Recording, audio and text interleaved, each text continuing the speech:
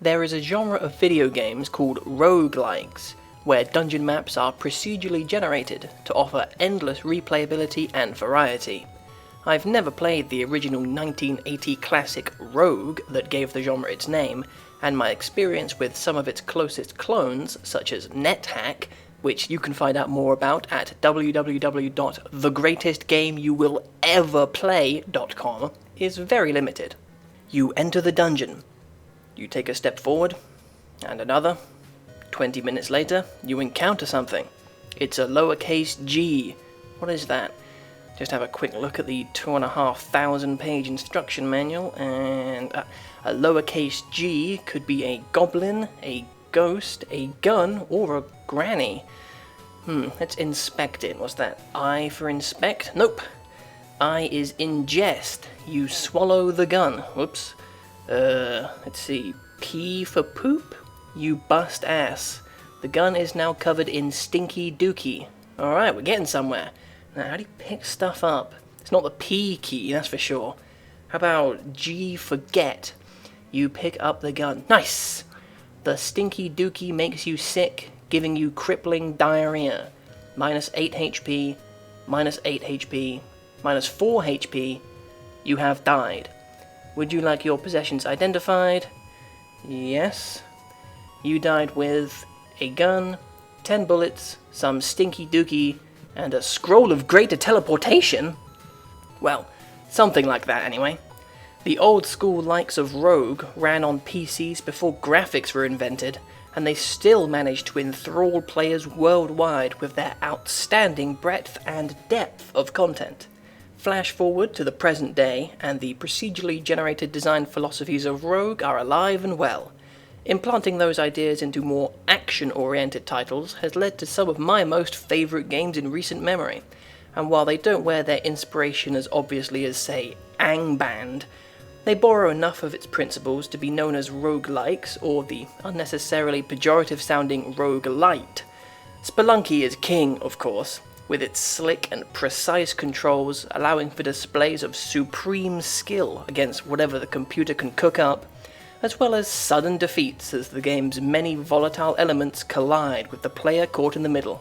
Maybe you'll get super lucky on a Binding of Isaac run, finding multiple pieces of rare equipment that complement each other in overwhelming fashion, or maybe you'll be stuck with some gimmick weapon that isn't even helpful and die quickly.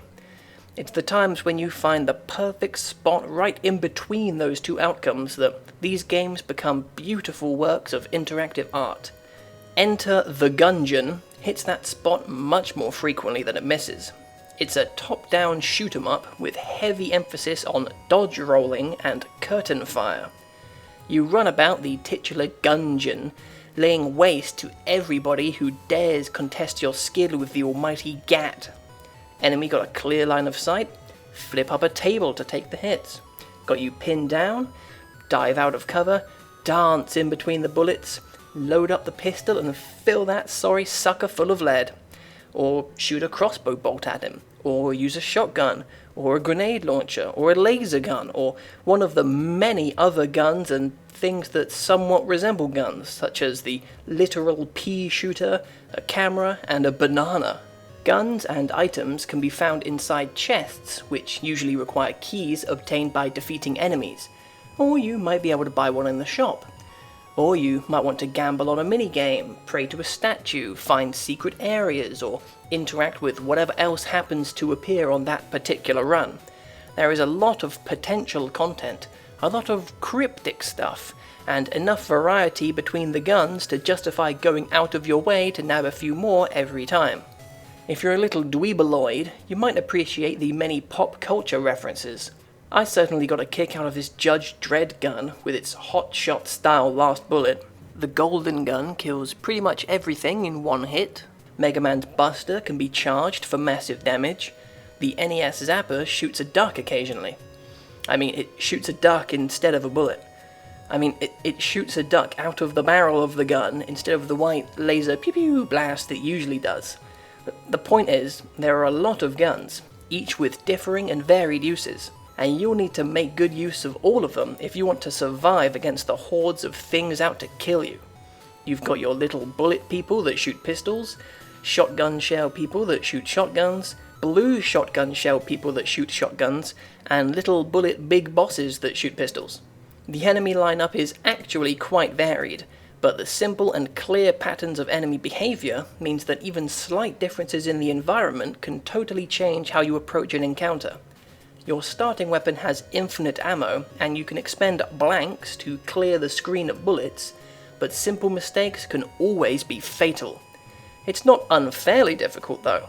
Even when you're stuck with the base weapon and enemies are firing at you from all over, there's never a death that couldn't have been prevented with a few expertly timed dodge rolls. All is not lost once you've kicked the bucket either. There are NPCs with additional challenges and things to purchase in between playthroughs, and I'm still pondering this barred door in the hub after 12 hours of play. I'm sure I'll eventually double, triple, just blow that playtime clear out of the water and end up with a complete encyclopedic knowledge of every aspect of the game, and I eagerly anticipate that. Enter the Gungeon is a finely stirred source of electronic entertainment that pits the player's skill, knowledge, perseverance, and luck against the computer's procedurally generated onslaught. These roguelite games always seem to strike a chord with me. Maybe I've lucked out by coincidentally only ever playing the good ones, but the fine blend of relentless arcade-style kill-happy action and expansive, ever-changing procedural content seems like a surefire recipe for success. Enter the Gungeon is easy to pick up and get going, holds a lot of depth behind its simple mechanics, and is immensely satisfying to play, whether you're trying to beat a boss without taking a single hit, or just make it through one more room.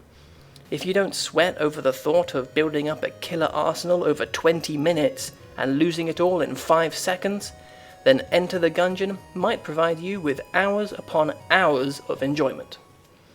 6.5